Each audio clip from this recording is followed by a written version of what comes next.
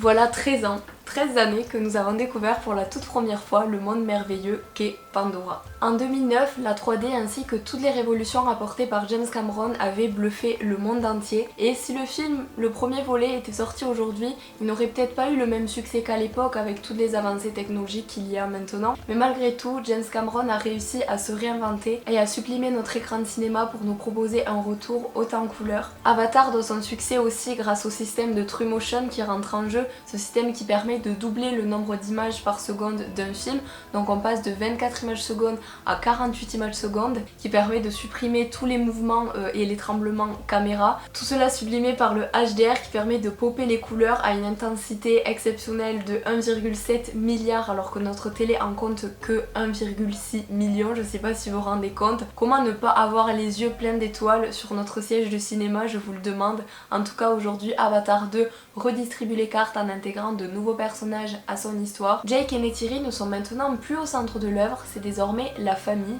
un thème universel et grand public capable de nous rassembler et de nous surprendre. Une chose est sûre, où que nous allions, cette famille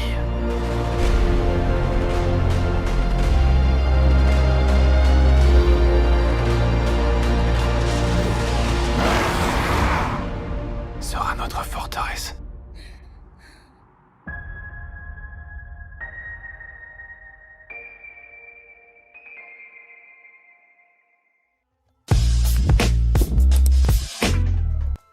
Le moment tant attendu des cinéphiles est enfin arrivé. Avatar 2, La Voix de l'eau sort enfin au cinéma et le résultat en vaut clairement l'attente. En tout cas, selon moi, c'est vraiment une immense claque technologique et visuelle que nous avons en pleine figure, que je pourrais comparer à l'expérience d'un parc d'attractions et d'un aquarium, ou peut-être les deux mixés ensemble, parce qu'en tout cas le fond, la richesse, les images l'emportent clairement sur le scénario, mais ça on en parlera plus tard. On sait que les attentes étaient élevées, voire très élevées, mais c'est avec grand plaisir que je vois chaque heure de plus en plus des mots doux et poétiques pour qualifier Avatar, et qui me permettent de penser que ce film est une réussite quasi totale. L'écologie est encore une fois au centre de l'œuvre avec la petite fille nommée Kiri, c'est la fille de Grace qui permet de faire un lien entre le spectateur et Pandora. Avec son âme d'enfant, elle nous permet de nous plonger dans les profondeurs de Pandora et de découvrir les mille et une richesses de cette planète. Et la question que je me posais, c'était comment James Cameron allait réussir à se réinventer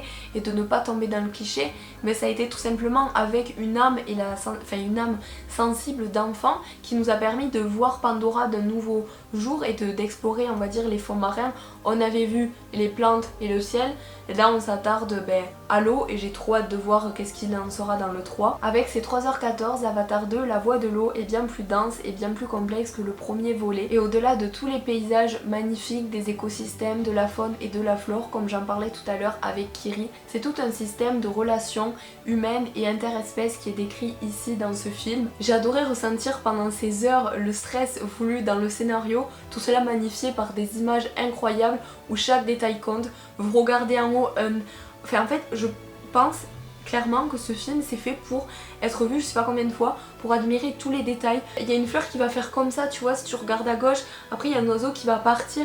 En fait j'ai l'impression que tous les quatre coins de l'écran, tout ce que il te présente, tout est à contempler, genre je sais pas, tu peux pas te concentrer que sur un personnage. Moi j'étais tout le temps en train de regarder en bas, en haut, voir ce qui se passait, il y avait une corde, une liane, et puis tout ça sublimé par le 3D. Pour moi ce film est à voir en 3D uniquement, on en reparlera, mais il y a vraiment tout à voir. Genre là je l'ai vu une fois, je vais retourner le voir, c'est sûr. Et d'ailleurs ces images sublimes valent à Avatar la position du film le plus cher à produire de tous les temps, avec un budget de 460 millions de dollars, juste ça. Alors un grand oui pour la mise en scène, mais un immense oui pour toutes les références, des références très assumées à Titanic ou bien au premier Avatar. En référence je m'entends, je ne parle pas de clin d'œil ou de flashback pour remémorer certains événements à des personnes qui n'ont pas vu le film. Même d'ailleurs tous les avatars peuvent être vus dans le désordre, on pouvait en louper, etc. En effet la volonté de James Cameron Cameron, c'est de pouvoir cutter tous les films et que les gens puissent les voir dans le désordre avec des fins chacune indépendantes. C'est mieux pour les fans de les voir dans l'ordre parce que du coup on va mieux comprendre, etc. Mais les films sont faits pour être séparés, donc ça c'était pas un problème. Mais en référence, je voulais parler de phrases qui ont déjà été dites, des citations ou des scènes qui ressemblent ou qui font vraiment largement des clins d'œil. Je pense notamment à la scène de fin avant le générique bercé par la voix de The Weeknd. La fin, on termine sur un Jake qui ferme les yeux comme dans le premier. Je dis oui également pour la composition poétique des plans aquatiques, et puis même si James Cameron n'est pas un génie du scénario, il reste un très grand homme par sa mise en scène et par son réalisme d'image pour rendre presque réel ce monde factice aquatique où on pourrait croire vraiment que ça existe en fait. C'est tellement réel, notamment par exemple ce plan que vous avez vu qui valait des millions où Jake est en train de resserrer un harnais pour conduire. En fait j'ai l'impression que c'est nous qui commençons à mettre la première avant d'embrayer. Attends, on embraye? Non, on embraye? Non, pas sa première, voilà, ça fait longtemps que j'ai pas conduit. Mais bref, tous ces moments sous-marins, on a l'impression que c'est vrai en fait. Ce film est vraiment à voir avec des lunettes, c'est une qualité mais aussi un défaut. Une qualité parce que ce film a été pensé pour être vu avec de la 3D, donc quand vous regardez ça c'est juste sublime. Mais aussi un point négatif parce que toutes les salles de cinéma ne sont pas dotées du HDR et toutes les salles de cinéma ne proposent pas forcément du 3D, mais c'est négatif parce que les personnes ne vont pas sortir autant enjouées que les personnes qui l'ont vu en 3D et en de bonnes conditions. Je vous conseille vraiment l'IMAX ou le 3D si vous voulez vraiment profiter de la richesse visuelle de ce film, parce que malheureusement les avis sont vraiment divergents quand vous regardez ça. C'est pour ça que je parlais vraiment d'une sensation de parc d'attraction ou d'aquarium, parce que c'est vraiment en fait une richesse visuelle si vous vous posez pas de questions. Quand vous faites une attraction ou que vous allez à l'aquarium de Biarritz ou de Monaco, vous vous dites pas est-ce qu'il y a une réflexion derrière, est-ce que tel poisson qui est passé à tel angle ça voulait pas dire que non, tu profites du moment. Avatar c'est pareil, ça a été comme ça pour le 1, c'est comme ça pour le 2 et ça sera forcément comme ça pour le 3. Si vous dites ça, vous êtes pas forcément dessus. James Cameron nous a mis d'accord encore une fois sur le fait qu'un bon scénario c'est pas forcément important. Peut-être que l'image seule peut suffire, parfois.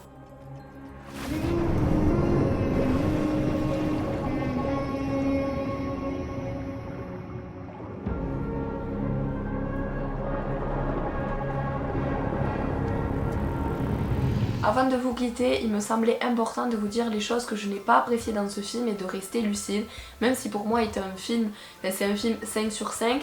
Vous allez me dire pourquoi t'as défaut, pourquoi tu mets pas 4, parce que Avatar 1 c'est le film de ma vie, c'est le film qui m'a donné envie de voir des films et qui en 2009 m'a scotché sur mon siège. Donc c'est grâce à ce film, donc je pourrais jamais cracher sur cette trilogie, quadrilogie ou peu importe ce qui sort. Ce film est un 5 sur 5, mais il y a pour autant des choses qui m'ont dérangé, mais pas au point d'y enlever une étoile. Il y a des choses sur lesquelles je voulais revenir et qui m'ont quand même, ma foi, assez dérangé. Un truc qui m'a vraiment énervé, en fait il faut arrêter de revenir à tout bout de champ sur le scénario, c'est lourd en fait, on a vraiment compris. Pour tous les fans on le sait en fait, personne n'a dit que c'était un scénario, voilà. En fait c'est le seul truc qui est critiquable à chaque fois. C'est bon, genre ok, moi ce qui m'a vraiment dérangé c'est le colonel Quadrich, je sais pas si j'ai bien prononcé. L'ennemi là, le marine, qui avait l'occasion en fait de tuer 1000 fois chaque enfant. Il ne l'a pas fait. J'ai pas compris en fait. Je sais que c'est pas forcément lui le colonel Quadrich, c'est des molécules croisées, nanani nanana, c'est pas lui à 100%, c'est un descendant, enfin voilà. C'est un avatar. Donc c'est pas lui vraiment. Mais depuis quand il a un soupçon de sentiment? Depuis quand on l'a pas vu une seule fois dans des états d'émotion positives ou vulnérables? Pourquoi dans le 2 il le serait? Pourquoi dans le 2 il est émerveillé par un enfant? Il aurait pu tuer tout le monde 10 000 fois mais il ne l'a pas fait. C'est ça que j'ai pas compris en fait. Et le moment de faiblesse à la fin, je vais spoiler parce que je pense que vous l'avez vu, enfin tout le monde s'est rué dans les salles. Mais pourquoi il a sauvé l'enfant, pourquoi, enfin j'ai pas compris ce moment de faiblesse intense. J'étais hyper déçue, c'était pas du tout réaliste, même sa première mort, enfin voilà, le moment où Jake le tue, où il croit le tuer, etc. Ça par contre j'ai failli me lever, mais après j'ai compris qu'en fait il était pas mort, il est revenu, donc là c'est bon. Mais là je me voyais déjà l'écrire en fait dans ma tête quand j'ai vu ce moment, mais bon. Et en fait quelque chose qui m'a fait vraiment sortir du film et qui m'a dérangé plus que tout, plus que le colonel, plus qu'autre chose, c'est vraiment les coupures noires. C'est des coupures intenses et hyper régulières dans le film. Donc la première m'a pas dérangée, c'était le 1 an plus tard. Mais après, c'est 1 an plus tard, il y a eu plein de coupures noires qui me faisaient penser que ce film, ça se voyait que ce film a été fait bout par bout, on aurait dit plein de courts-métrages mis bout à bout sur Avatar, genre Avatar 2 en série. On aurait dit plein de coupures publicitaires avec une transition noire un peu comme dans les séries télécrochées américaines à succès avec des pubs toutes les 15 minutes. Là c'était pareil, ça m'a énormément dérangé et si je devais donner un défaut ultime à Avatar 2, c'était ça. En fait on ressent que les scènes sont coupées, on voit les coupures et voilà, c'était pas la même ficelle que Avatar 1 qui suivait sa ligne directive et là c'était cuté. Horrible, vraiment horrible. J'arrive à garder un bon souvenir du film et s'il n'y avait pas eu ça, s'il n'y avait pas eu ça, ça aurait été parfait. D'ailleurs en parlant de longueur, j'ai vu un tweet juste avant de tourner la vidéo, c'est que Avatar 3 a déjà été tourné et a été envoyé à Disney. James Cameron a envoyé une version de 9 heures d'Avatar 3, genre ça serait trop incroyable, j'espère. Enfin, là d'ailleurs j'ai le Avatar 1 que j'ai revu avant Avatar et j'ai la version longue. Il n'y a que 2 scènes et j'espère tellement que ils vont sortir des scènes cutées de Avatar 2. Ça serait vraiment incroyable. Je vais payer, je m'en fiche. Ensuite le dernier point négatif, je le mets vraiment au fond de la liste parce que je ne suis pas sûre, j'ai encore un point d'interrogation face à ça, mais vous allez peut-être me dire ce que vous en pensez. C'était les moments un peu Wings, Christ cosmique avec Kiri.